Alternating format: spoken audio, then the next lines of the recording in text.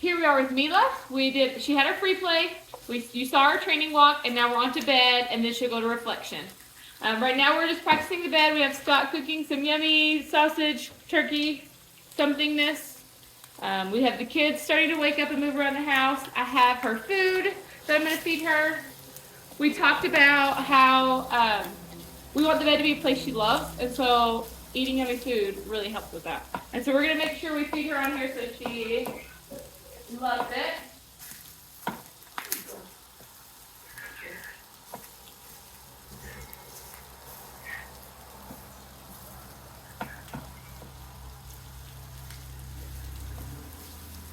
Up here, she's getting off her bed. We're going to apply distance pressure. So the distance pressure here is just Jennifer kind of applying an uncomfortable pressure, right? So she's trying to do it by not touching it first. Okay, Mila's like, I'm not moving. So she used that leash that we left on around her neck just to kind of encourage her and lead her back to the bed. And you can see Jennifer is just standing right in front of her face again until Mila puts that bum down. As soon as the bum goes down, Jennifer turned and took that pressure away. Oh, she's back up again. So Jennifer. So now she's eating. She's eating. Sorry, I gave her her food. Scott wasn't looking. Now she's not eating. So when the dog goes to eat, they're welcome to stand up and eat. But they can't meander off the bed like she was doing, or once the food is gone, stand up and like search for more. It's you have your bums down on the bed unless you're eating or drinking. You can stand up to eat, you can stand up to drink, and then you're just gonna go right back down to that calm state. So again, Scott's applying distance pressure now. Mila's being a little bit stubborn, that's okay. She's checking it out and seeing if he's gonna be consistent, seeing if she really has to do it. She's smelling the bed all over. And Scott's just gonna wait her out.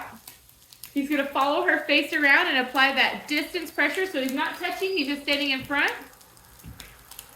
until she puts her bum down. As soon as that bum goes down, that pressure will be released. And then she's welcome to stand up and eat again, or she can lay down and eat it. And maybe she doesn't want to eat it right now, she wants to eat a little bit later. That's fine too. Sometimes when we're training, they're not quick to want to eat right away on their beds. They're still getting it all figured out, and that's okay.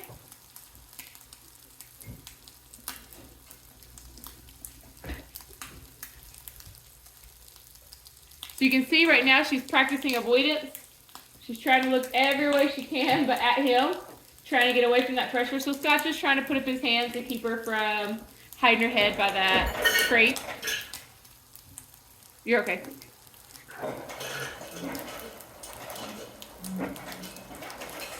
If you remember from the first video, sometimes it takes a long time to get them to put their bum down, and that's okay. We can't change the behavior by demanding it every time. We've got to help her figure that out. There, bum went down and Scott relieved that pressure. So because she's mad, she started chewing on the leash.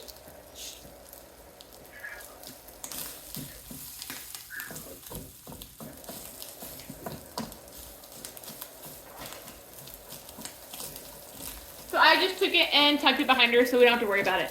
If we notice she is a leash chewer, which we have some dogs that are, when she's on her bed, we'll switch her out for like a Dollar Tree leash. It's a really cheap slip lead. And then if she chews on it, we're not so upset about it. But you want to make sure when you get your leash, because we'll give you one when she goes home, that if she is a chewer, we don't let her chew it up, because then you've got to come buy like another $35 leash instead of just having her use one of those $1.25 leashes from Dollar Tree. And so we'll just kind of keep the camera rolling for a little bit, and you'll see a little bit more added chaos. You'll see her sit there in avoidance for a little bit, and that's okay. Each dog progresses at their own. Oh, you may go knock. I'll go knock on the door. Yeah, go ahead. So Jennifer's gonna go out and we're gonna practice just some life noises, right? Just some life skills, situations that we encounter every day, right? She's gonna start knocking on doors. She's gonna start knocking on windows. She's gonna start ringing the doorbell. Okay, we're gonna practice things or noises. Okay, situations that might excite Mila. They're gonna practice things that might get her to get up and get out of that bed, might get your attention, that might whatever. And we want to try to learn which sounds, which situations, okay, which things kind of get her excited, which things trigger her to stand up and get off that bed. Okay, so we're going to practice those situations. Welcome! Thanks for coming! It's so good to be here. We're practicing these situations like that excited entry, that little bit of excitement with the kids. Okay, we'll get the kids coming in here running and playing and bouncing balls. All those things. We're trying to find things that excite her so that we can familiarize her with them while we have the time here to work with her and be a little bit more attentive to her and her needs. Okay, and we do that so that in the situation of real life, when all the friends come over, or we're having a party, or lots of people are knocking on the door, or whatever the fireworks outside, okay, whatever the case might be, and we've already practiced that, and she's familiar enough with that situation that she says, "Oh, this happens all the time. I don't have to worry about it this time." Okay. So we're going to continue to practice those things all the time. We're going to practice just that life sounds, life in situations. And we do that while we have time, right? So like we're here cooking breakfast, working in the kitchen, whatever, eating breakfast, whatever, okay, at work. Okay, and she's here in the room with us, and we're attentive to her. Okay, you saw as soon as she stood up, Jennifer was ready for that correction. That's something that is very important. Okay, as long as she's within eye shot, and you can jump up and get that correction happening as soon as she stands up. Okay, that's what we want to do. She's chewing on leash again, I think. Okay, and that's what we're going to do. We're going to quickly get to that attention. If you can't quickly get to that correction, okay, then we're going to miss it, and she's going to learn that she can push those boundaries little by little. All the way over here. Willa, come bring it around the table for me. What? Can you rub it all the way around? Can you do it all the way over here All by the me? way. Pass it All the out. way to this wall? Can you rub it that far? Oh, good go. So there. Good riveting. Can you rub it all the way back to Dad?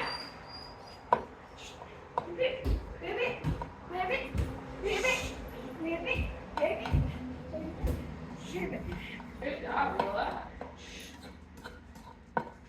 Yeah, you're done. Good frog jumps, Willa. Good work. We talk about how I'm brushing, and when she sends up, I stop brushing, but I go right back to it since it seems to be something that. Yeah. All right. So another way, while they're on the bed, we can love on them. This is where we want to love on them the most. Okay. So Jennifer's giving her some attention by brushing her. Okay. And you'll notice at times, we'll see if she'll do it again for us. She might not do it again.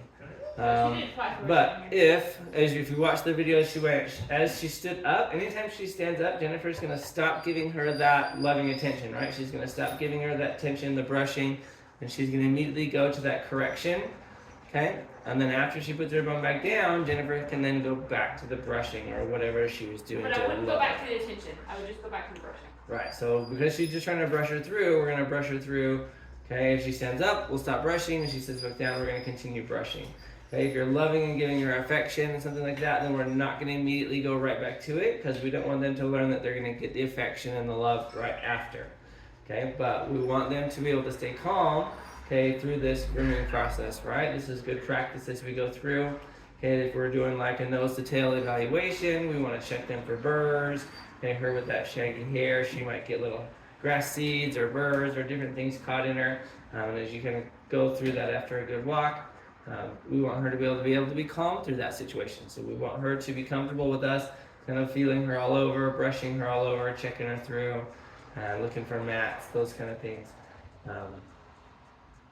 And she should be comfortable with that. So if we're doing this kind of thing where we're brushing, we're doing that nose to tail, kind of check through. If she stands up, we're going to correct, and we're going to go right back to it and continue brushing so that she gets familiar with us being able to brush and love and rub and touch her all over.